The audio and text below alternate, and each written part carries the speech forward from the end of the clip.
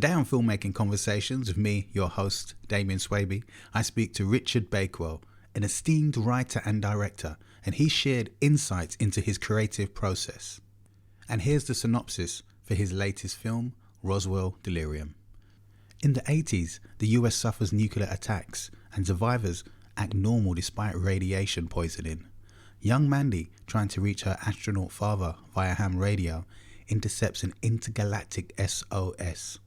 Drawn to the ruins of Area 51, now Spacerock, with no medical hope, her mother Wendy returns her to Spacerock, entrusting her to the aliens for a chance at salvation. What a great story, huh? What a great story. His interview on the podcast provided a deep dive into the world of independent filmmaking. Richard is an award-winning director and director of photography. He attended Columbus College, Chicago, with a concentration in cinematography. In 2003, Richard founded the film and television company Lightforce Pictures. Richard has spent 19 years working as a director and a director of photography for commercials, branded content, narrative films, corporate, music videos, and documentaries. Richard and his production team have received over 26 awards, commending their work in film and television. This conversation was not only enlightening, but also underscored Bakewell's commitment to pushing the boundaries of conventional filmmaking. Richard, how are you today? Wonderful. How you doing? Thanks for having me. Oh, no problem at all. It's always great to speak to fabulous filmmakers like yourself, obviously, and especially ones who have a love for the 80s just as much as I do. I really appreciate that. Yeah, I think we all have a love for the 80s, whether we know it or not. I think it's embedded in our brains, Exactly. So you're a filmmaker, obviously. When I've looked at you on IMDb and other places, I looked you up and stuff for preparation for the interview. You are also a DP, from what I've Yes. seen online and everything. But tell us, how did you get started in the industry, and are you enjoying it?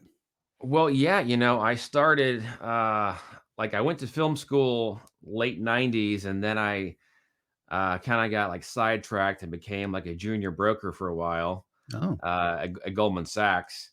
very And nice. I was like the first person they ever hired who wasn't from like a school that they sought out. I was just like a temporary person they brought in for a few weeks, and they liked me, so they brought me in and sent me to New York for a few months for training. And after 9/11 happened, they basically let a lot of people go, and I was one of them. So I took my severance package and went back to film school to finish up.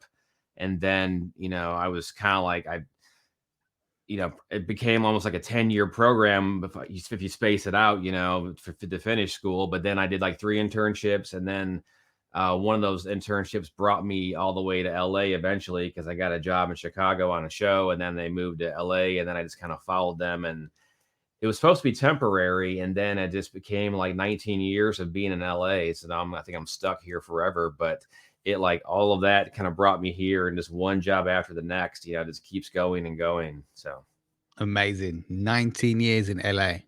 yep. I'm gonna 19. admit, I'm jealous. How Well, do you enjoy living in LA?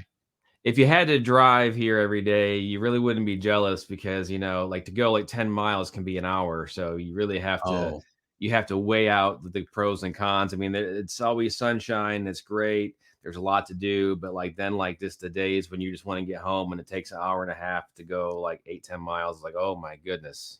oh, yeah, that is a bit different, because when I have been to LA, I've noticed the driving is very heavy in a sense.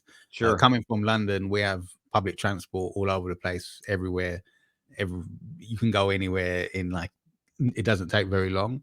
So it was very alien to me when I was in LA, and I thought, oh gosh, everyone has to drive, and it takes 10 minutes to get milk, or 20 minutes or whatever in the traffic.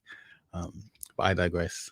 But I'm glad you're enjoying it. You managed to spend 19 years in LA. Can you tell us some of the previous projects you would have worked on in LA? Yeah. I mean, there's been so many. I've worked on like cops, for a few years. I did Okay. intervention. I've, done a lot of like documentaries recently, like a James Brown documentary. I did Wall Ooh, Street, season 2 with Mark Wahlberg. I've done, Welcome to Sweetie Pies in St. Louis for a couple of years when I was doing reality like 10 years ago, which I don't do anymore. I do a lot of stuff for Subaru, and I've done stuff for Doritos and nice. Pepsi, and it's like Netflix and Google. I mean, it's like there's so many jobs that I've done. We did like Prince Harry a year ago, like this Huh, 5 camera nice. interview. I mean, it's like I just filmed Christina Aguilera the other week, and then Kate Hudson for a documentary. So it's like it's always a different project. So there's so many. It's like I think my credits are over like 400 or something. And there's Mm. just so many jobs that I've done over the years. So it's just endless. Oh, that's amazing. What a range and what a career you're having out there in LA. But I must ask, maybe I'm wrong. I could be, but Cops, that seems like a Yes. very exciting, keeping you on your toes project to work on. Am I right?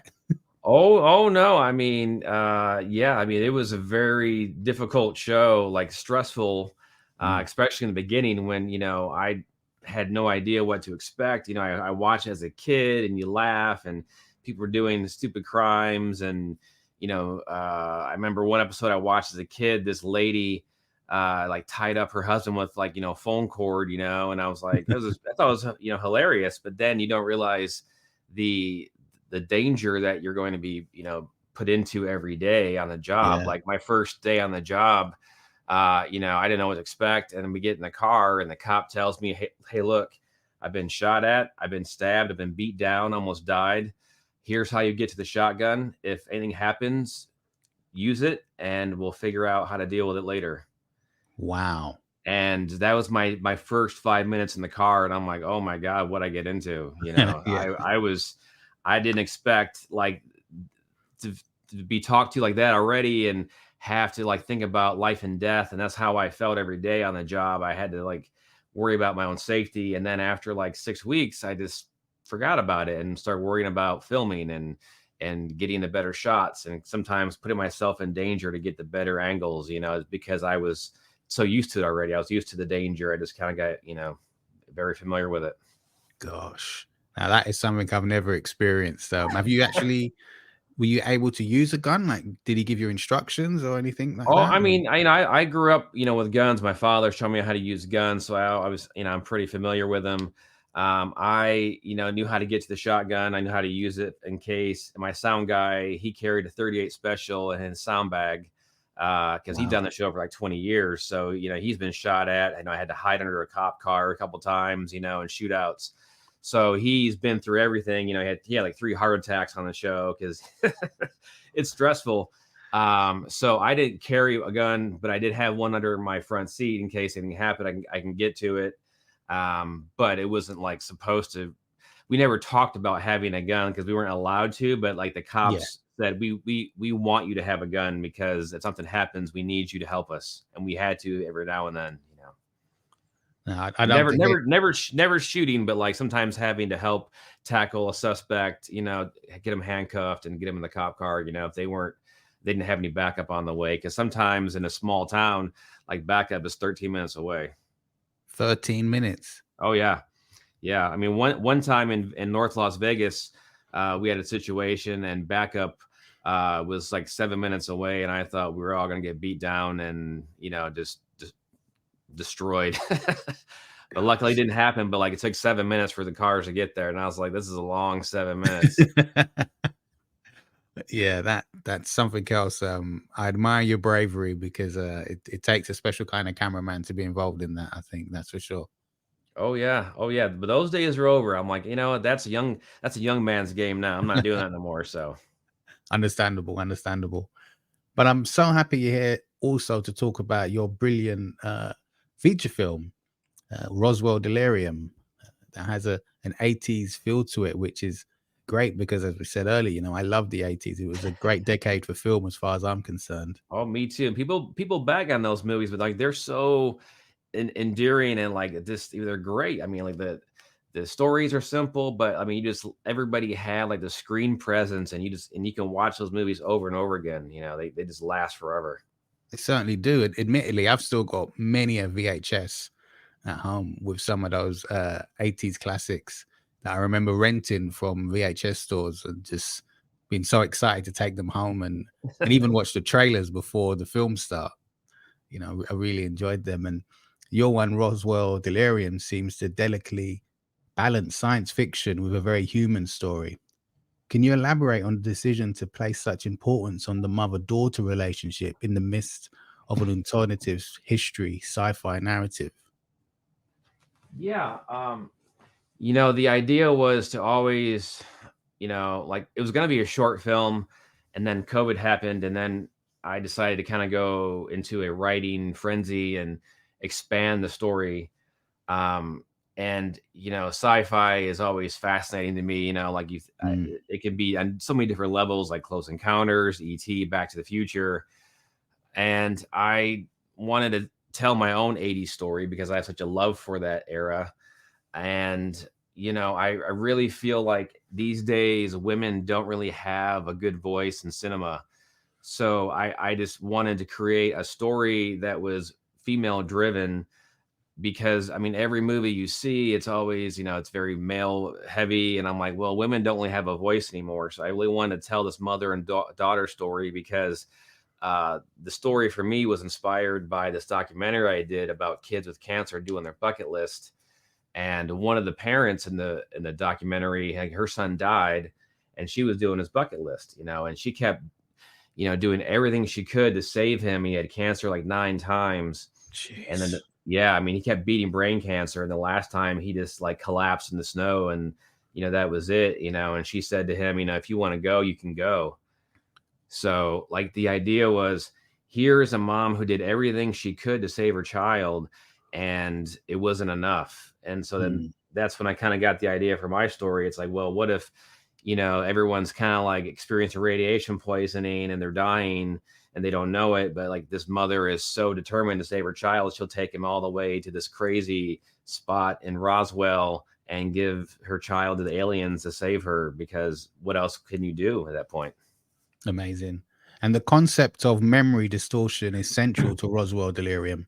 What research or inspiration did you draw on to portray the psychological effects of trauma on memory, especially in a character surviving a nuclear disaster? I read a lot about you know, it's funny, like Oppenheimer just came out, so Mm, like I did a lot of research about like that era even before I even heard of that movie, and just, when they dropped the atomic bomb. So I kind of read a lot about, just how people survived and how they dealt with it, and then we also had this parallel happening when I was writing the film about COVID, and people were very on high alert and always scared, and kind of using that as well to draw in the story. And you know when like there's a point where they said, okay, COVID's over, go back to normal. So I kind of took that as a writing tool and used it where we would say, okay, well, now we're back to normal, but like this thing happened, and that's kind of how the film is, where it's like this, all these nuclear bombs happen, but then it's like a couple years go by and we pretend like it never happened. But still there's the psychological thing that happens, there's this trauma. And I think, in the story, I really did some research and wrote into the characters where it's always present, it's always there, but we're not always acknowledging it. It's kind of like the elephant that's just not talked about in the room at times. And I did a lot of research into people who have experienced, radiation, and the nuclear exposure, Chernobyl, everything, and it. And also, I happened to do a couple of documentaries about it, and then I was exposed to people who really had lived it. So for me, that was just very insightful. After we were filming the documentary, I would just talk to them for a while and get their thoughts. And the one thing that I forgot about was, when I was a kid, we did like the stop, drop, and roll drills in school, in case there was a mm. fire or something. But when they grew up, it was like, go on like nuclear drills where you go onto your desk and you cover your head. And so I kind of like this, talking to them really helped me polish the script and get more ideas for it. I mean, they were just so helpful. The research seems like you went in, you dived in deep. You really went for it. How long did it take to research for a project like this? Well, I started in 2019, and then we had the finished script done by like July of 2022, so almost 3 years. Wow. So, and I am not like a writer who gets paid to go out and write a script. I'm writing my own script. So I'm like working as I'm writing and researching. Yeah, So, so like when I have a day off, I'm researching, I'm writing, I'm thinking about ideas. And yeah, so there's like 17 drafts that were done just to get this film, complete and to excellent. feel like it's at a point where I can tell the story. That's excellent. You've taken the time to do that. When it comes to your own writing process, though, some people write on weekends, some people write in evenings after work, some people block out holiday periods to finish screenplays and things of that nature. What is the process like for you? Well, usually like what happens is I start and I just outline all these ideas and then I start putting them in order. There's no story. And when I get to the point of like writing, usually I'll have coffee and then either I'll work out and maybe get to writing, or I'll just start writing first. And then I just start for like writing for 3 hours. And then I'm just like, I have nothing left. Like I'm just out of ideas and I'm like worn out mentally. So usually it just happens like on a day where either it's like, oh, it's planned, or I just like, ooh, I feel it today. Sometimes you feel it, you start writing. And it's hard because then there's like, I'm not at a cabin in the woods. I have all these distractions like my phone and Yeah, yeah. emails, and there's leaf blowers constantly, in the neighborhoods. So it's just really trying to find the time and the moments where you feel inspired, because it's really hard to feel inspired with so many distractions. So for me, it's like a process where um, I kind of sit down when I feel like I'm ready and I have an idea to focus on. I want to keep going. What makes you inspired? Because a lot of people are not always inspired to pick up a pen and paper or sit in front of a laptop, I should say, and use Adobe Script, Celtech, whatever screenwriting software that they enjoy using. But at the same time, a lot of people really want to write a screenplay and really want to make their film. So it's a weird scenario to be in. What inspires you? Well, for me, like I always think about something Steven Spielberg said. He said you have to write your story. You have to write your own story, and every movie you write, you tell a different part of your life. Mm, And for me, I feel like to make a story great, you have to kind of like allow yourself to tell the dark side of your life and really tell the trauma that happens to you, whether it was to you personally or to people that you knew and you spent time with, because a lot of the film is about really mental illness. Like that's a big core of the film. It's like a hidden message through the film, but it's there all the time. And I have experienced. I was with someone for a while, had mentally, was mentally ill. They're bipolar schizophrenic, and lived through this whole cycle of just insanity. And for me, I took a lot of that trauma that I experienced, and then the depression that kind of put me in, and then really just used that to tell the story. And I think I really personalized it to a mother-daughter story, but really it was like stuff that I had lived through myself with this girlfriend I had. So I just kind of took that and really made that into like these two characters. Are you in a position to show your ex-girlfriend this film, and would her opinion of it matter to you? I would like to. We had a premiere in December. I really wanted her to be there. But I feel like, well, it's like maybe it's not the right place to have her, at the premiere. It's a big night. But I'd like her to see it one day. I'm sure one day I'll send it to her and I'll say, hey, I want to, thank you. And it's weird because when I was with her and I experienced all these things, and later we talked about it, she had no recollection of what happened, like because Oh, her mind had gone so far off the deep end, and then they had to like really medicate her to bring her back. wow. And I was like, and I wrote like this short story and I let her read it, and she goes, I don't remember any of that. And I'm like, wow, like, so all this pain that I survived and lived through, you don't you don't even remember any of it. It was shocking to hear. It's like, wow, like it hit me so hard, but like for you, it just like it was washed away. It's insane. Gosh, that is amazing. With a clear nod to 80s classics like Close Encounters of the Third Kind, what were the challenges and joys of recreating the look and feel of the 80s for today's audience? How did you ensure that everything was perfect, like the props, and particularly with the pre-internet technology that plays a crucial role in your film? Well, there's two people who are really actually there's three people who are really responsible for that. So uh the DP Carter Ross, him and I, we talked like way before the filming, and we talked about here's the movies that we want to kind of replicate the look and the feel. Like, we want the warmth of ET, that orange kind of feel, that vibe. And we used, him and I, we talked, and he had this idea to use these old like Russian glass for the look of the 80s. So we used like Nice. these Lomo Russian glass prime lenses for the look of the 80s, and then we use like Cooks, a very Nice. vintage look for like the present day. So he had all these ideas for keeping the style and the look of the 80s and today. And then my costume designer Joanna Kotaro, she created all the styles for the kids and how they should look in the present day, and and I mean in the 80s and then to present day. And the one thing that I really just wanted to emphasize was like, oh, that's rock bands. So we discussed Yeah. them a lot in the movie because kids talk about music a lot. And so like there's like the one girl in the movie, Kylie Levine, who plays Mayday, she always wears like a Def Leppard shirt, so always kind of like pushing the 80s. And so Joanna helped really style the kids and the adults, and giving everybody a different look. And then Molly Thomas was the production designer, and I gave her this huge challenge of recreating like an 80s house.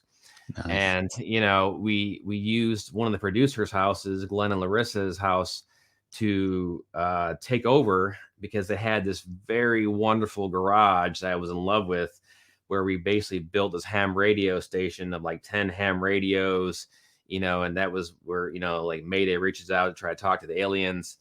But inside the house, it was very modern, kind of like Spanish villa feel. And so Molly and I talked about, well, we have to create the 80s in this house. It has to feel like we're back in the 80s. It's like got to have the tube TV. It's got to have the certain texture of the couches and the wood walls. Like that's what I remember as a child.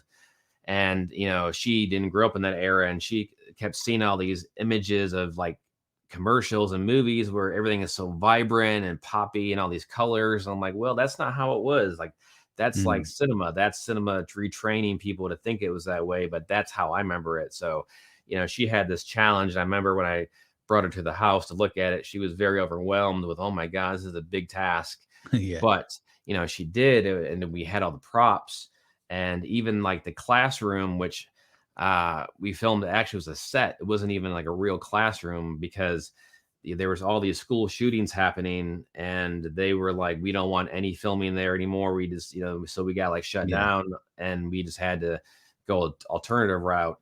And it looked like a great 80s classroom, but not until like day one, where Molly and her team really dressed it, did I feel like we were back in the 80s. Like all the like the earth globe, the chalkboard, like until all those things were in place, and the drawings of the kids projects, I didn't feel like we were back in the 80s until that moment. I'm like, okay, now I'm sold. Like, now you sold me.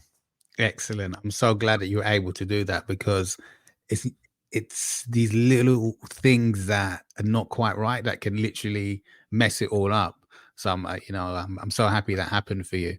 And you've cast iconic figures of the 80s. It must have been a deliberate choice. But how did they feel about being cast for the film? And how did you feel working with these actors that I'm sure you've been watching over the years? Well, the idea I've always had was, after The Force Awakens, they really let the new generation lead the way, with like with Rey and Finn. And So my idea was, let's just have these legacy characters, or actually legacy actors, come in from the 80s to help tell the story of this younger audience, who, like, these younger actors who no one had seen before. Like, there's so many new faces in this film that no one's ever seen, who are so talented. And I had always imagined, having like 4 or 5 great actors from the 80s in this film, but it was not easy to make that happen. And, they're all in there for like a very crucial part of the story. And I remember, like, Sam Jones was the first person we got, from Flash Gordon and Ted. Mhm. And, like, when we got him, it was like, oh, finally we have somebody, somebody from that sci-fi world to kind of give it some credibility of sci-fi. And, then it was like, I was like thinking, who else can we get? Then it was like Dee Wallace, she's the heart and soul of ET, and a lot of other movies. And, it's like I went after her right away. And, we got her. And then once we had those two, we were able to, grab Lisa Whelchel from Facts of Life, and, Reggie Johnson from Die Hard and Family Matters. He came in, and, he did it. And then we got Michael Hall, who also is a producer on the film. And, he was like, I just want to help you in any way. So he would come to set probably like half of the time. We filmed like 23 days total, but he was there half of the days just to always make sure we had what we needed and everything was working smoothly. And for me, it was just like, it was pure joy. Like, day one was Lisa Whelchel. That was the first day we shot. And, we were in the classroom, and, every character is kind of revealed. Like, you don't really see, like, oh, there's Lisa Whelchel in the shot. Like, there's a kid, Caden Tokarski is like drawing "I love Jake" on her like little notepad, and which is kind of like a throwback to 16 Candles. It's like a little Yeah, yeah. tie-in that people who know the 80s will pick it up. Some people won't. And so she's drawing that little heart. And then we see like a teacher walk in from behind, and then Lisa turns around, and it's like, here we are back in the 80s. And it's like, that was the moment for me where I'm like, wow, I'm making an 80s movie. And it was just like, it was so much joy. And I mean, it's what an experience to work with so many people that I just adored my whole life. That sounds like a dream come true. That really does. That is amazing. And to make them to make a movie with them, your own film directing, that sounds amazing. I'm really happy for you. And the Challenger space shuttle disaster is a poignant moment in American history. How does Roswell Delirium handle such a significant event? And what impact does it have on the characters, particularly Mayday, given her father's connection to NASA? Well, it's really crazy. Like, the whole Challenger thing, I almost had to cut out the script because we had to talk to NASA and get approval to use all their footage, and they finally let us use everything that they had in their vault. They said, if we give you approval, you can use anything that you want. But then we had to like make our own NASA logos because they don't want us to replicate the ones they have now. So we had to kind of recreate all of like their NASA logos, make it a little different.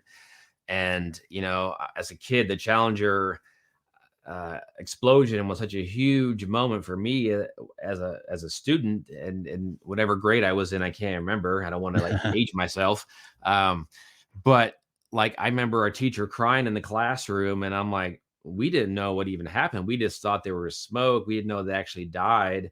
Yeah. And wanted to really tell that story because the story of Roswell Delirium is kind of 80, it's the whole 80s decade kind of combined. Like, we don't really know what happens at what given year. Like, everything is kind of delayed because it's nuclear attack. And the Challenger, it's like Mayday, her father is an astronaut, and he may or may not be going on this trip that she, so I don't want to spoil anything, but he might be going to space on the Challenger, and they all get to watch the Challenger go up in space. And whether or not it explodes or not in this movie, we don't know. I don't want to spoil Mm. that either. But Yeah. I really wanted to have that moment of history in this film. And I remember the day we filmed it was day 2 of the movie, and I like I got really emotional talking about it. It was weird because I'm like, well, I'm grown up now, and I didn't know these people, and like Christine McAuliffe and all the other astronauts. And I showed all the kids in the classroom a video of Christine McAuliffe. I said, I want you to watch the video of her so you know who this person was who died. And like I got all like sad talking about it. And then I showed them the video. And then when they actually watched the Challenger explode, a lot of them got like sad, started crying. I'm like, wow, it was a powerful moment. And so it plays a very crucial part, and it helps the Mayday character really go forward to the next phase of the film, which is like the decay section where things start to really just deteriorate in her life. And I won't say anything more because I'll spoil that, but like it really this drives the second half of the film, because the first half is really nostalgia. It's kind of fun, there's some humor with some of the younger kids like Roman Smith and Connor Barrett, who bring a little humor to the film, but it also then becomes a very sad film and sad second half. And Anthony Michael Hall not only stars in the film, but also produces Roswell Delirium. Can you discuss his involvement in the project and his views on the story? Yeah. He was like, I think the last, like a person we cast, we were like scrambling to get, that character cast. We were doing this balancing act because we were going to like get someone to play the older version of Mayday, that was more well known, but then we had the actress Ashton Solecki come in and blew everybody away. And I'm like, okay, well, we have to cast you now. You're an unknown, and we kind of now got to change the game plan. So we're going to put you as the older Mayday and find someone else. So, I was like, who are the iconic 80s people that I remember? And, Michael was one of them. And, reached out to his manager, and then I think his manager accidentally called me back. I don't think he meant to. And then, okay. Why'd you say that? Sorry. Yeah. So he kind of played it off, but then I started talking to him about the project, and then he just kind of like liked me, and then like 2 days later, Michael and I were on a conference call, and then 4 days later, we were at the smokehouse in Burbank having a drink and having lunch, talking about the project, and made like a handshake deal. And Michael, even before we signed the contract with him, he came on the table read on the Zoom and read with all the kids and the actors, and just on his own time, even though we hadn't signed him yet. He did that personally on his own time because he cared about the project so much. He really just, he loved the idea of the aliens and how it affected these people and the radiation and the 80s, of course. It didn't scare him away. And, his involvement was like, he's like, I want to come on as a producer, and I want to help you in any way I can. When the film is done, I can help you bring it to other people, and we can shop it around for distribution. I can help, get any resources you need for promoting the movie, so he really wanted to be a part of it because he really was behind it 100%. And, he came to set, like I said, like half of the film. And, he came to the premiere and just, he's really embraced it. He's so proud of it. Like our first film festival we did was the Culver City Festival, and we won grand prize. And, I was shocked that we won the whole thing. And I told him, and he was like, he couldn't wait. He had to post it right away because he was so excited about like getting acknowledged, to be a part of a movie and, to be so proud of it. And he just really has embraced the movie, and he, we're still like talking and doing interviews, and and he's just he loves the movie so much.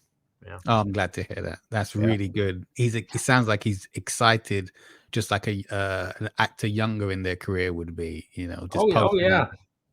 Like I was like, last night I was thinking about this interview, and then I was going to bed, and I remember like when we had the premiere, we had like the whole like downstairs area of a movie theater, and it was like swarmed with people, and like the energy was so radiant, like everybody was so charged and excited. And then when they walked out of the theater, they were even more excited, and like, especially him, like he was like, we made that movie. And it's like, yeah, we did, and it's like, it's like everything worked, it's what I call a execution, like at its finest, like everything worked, everything, the camera, the music, the sound effects, visual effects, the acting, it all works together. And I think that is why like everyone has really started to embrace his film, because it's like the trailer has hooked them, but then to see a movie and then have you walk away and just keep talking about it is the best thing you could ever ask for. In regards to the music, the film score is composed by Troy Van Leeuwen of Queen of Stone Age. Could you share some of the insights into his musical style? Yes. So Troy Van Leeuwen is the guitarist of the Queens of the Stone Age. It's a very popular 90s rock band.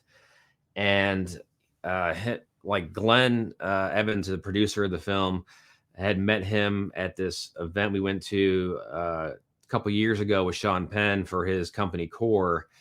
And it was like a gala, and Glenn and Troy started talking, and just made made friends almost at the place.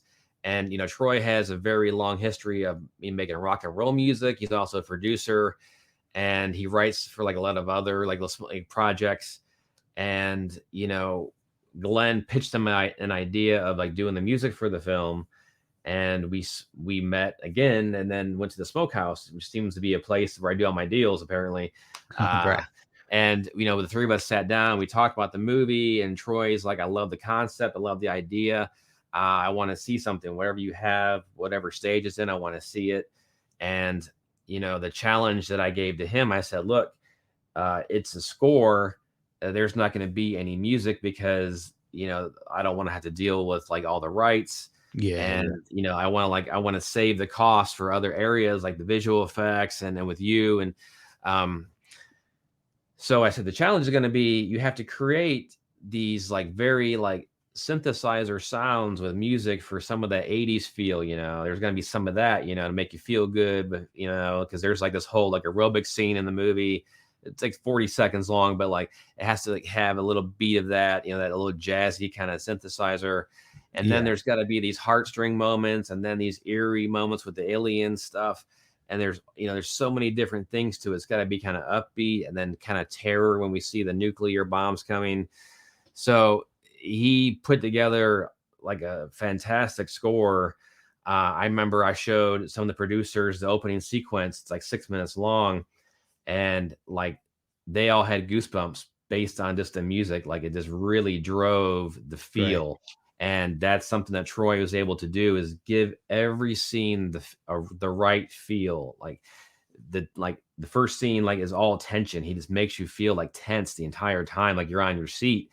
And then there's moments where some bad things are happening, and it really makes you like bring out the tears. And there's other moments where you just kind of feel uneasy because it's like, Mayday is walking through this airplane crash site, and there's like possible aliens, and it makes you just feel uncomfortable. And I mean, he just did such an amazing job making you feel so many different emotions through the whole entire movie. I couldn't have asked for more with him. I mean, he just did a fantastic job. And then he just won like a best score at another film festival last week. I mean, so it's like, it's just, I mean, again, I say it's like, it's a film where everything's executed so well. And like, without him, I don't know how the music would have been and how it would have worked overall, but he just did a stellar job. Excellent. I'm glad that happened, because music in a film is huge to me, and I'm a sucker for some of that 80s music, even in films that people would say are not maybe the best, whatever, like He-Man, Masters of the Universe. And if you remember that film, yeah, a lot of people say it could have been a bit different, but the music in it, and there's a hook that Orko plays on the in the film. I don't know, have you seen the film? Sorry, which one again? He-Man, Masters of the Universe. Oh, I mean, I saw as a child. Yeah, I don't know how much. I don't remember how much I remember now, but I did remember seeing it. Yeah. With Dolph Lundgren. Yep. Yeah, so films like that, and the music in The Running Man. I really enjoyed that film, and the music in Lost Boys. I think that might have been the 90s, actually. Sorry.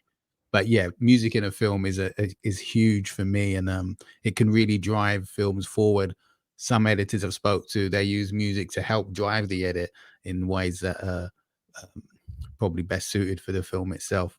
So you're a lover of the 80s, that's for sure. And this film sounds amazing. I haven't had anyone come on here and speak about a sci-fi film like yours. That's a really good thing. And I can see that it's really passionate for you. In terms of working with Anthony, can you see that happening again in the future? Because it sounds like you've got a great working relationship. Yeah, him and I, we've talked about other projects and stuff going forward. And I'm like, well, let's get this one out there into the world. Let's get this one going. Um, it's like I know everyone has been like dying to see it. So, for me, it's like once we get this out there in the next couple of months, then maybe we'll start working on another idea because I've had some newer people come along who want to invest in another project, and I'm like, great, fantastic, and I know like my other producer Glenn, he wants to make another project, and a lot of the actors from the movie want to do something again, and I'm like, well, Right. I can't use everybody again. Oh, I can do like the PT Anderson thing where he kind of uses some of the actors again, and mm, I'm like, we can do that again, but I can't always use you. There might not be a role for you, sadly.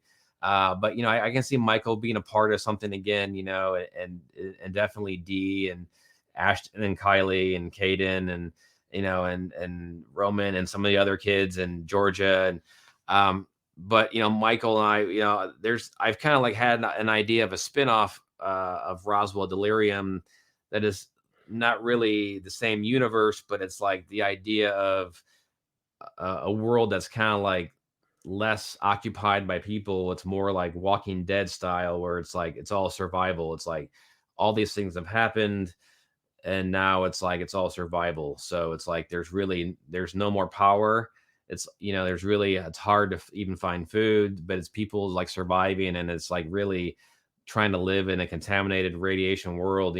So yeah, there's things that we're working on, and we have ideas. And then another producer, Patrick Dupree, has an idea for a roller skating movie. So I'm like, well, we'll see what we're gonna do next. But like, I think Michael will definitely be involved again going forward. and when will the film be available for us folks in the UK? Well, everyone has pushed me really hard on this, and I'm like, well, we're doing a small festival run right now, and we have a Chandler screening in 2 weeks in Arizona. And I said, well, distribution takes a few months to really get going and worked out properly. And I told people, I said, look, I said, if we're not playing anywhere by May, I said, I will do a special run on Amazon for May the 4th, where I'll play it for maybe a week. And then, maybe I'll just kind of take it down and then let people see it for a week and they can purchase it just to kind of like commemorate Star Wars, May the 4th. Yeah. So maybe May the 4th, it'll be available for a little while. And then hopefully by then we have everything going with distribution. Then I'll probably be playing Amazon, HBO, or Paramount. We'll see, what we land up on. So. And before May the 4th, if there's an 80s film you can recommend for anyone listening, what would it be? Oh, you're gonna make me. Well, I would say Die Hard, just because I just recently watched it because I was working yesterday too, and there's this whole debacle about is it an action movie or is it a Christmas movie? And I said, well, I had Reggie Bill Johnson in my movie, and he sat down and told me it is a Christmas movie. That's it.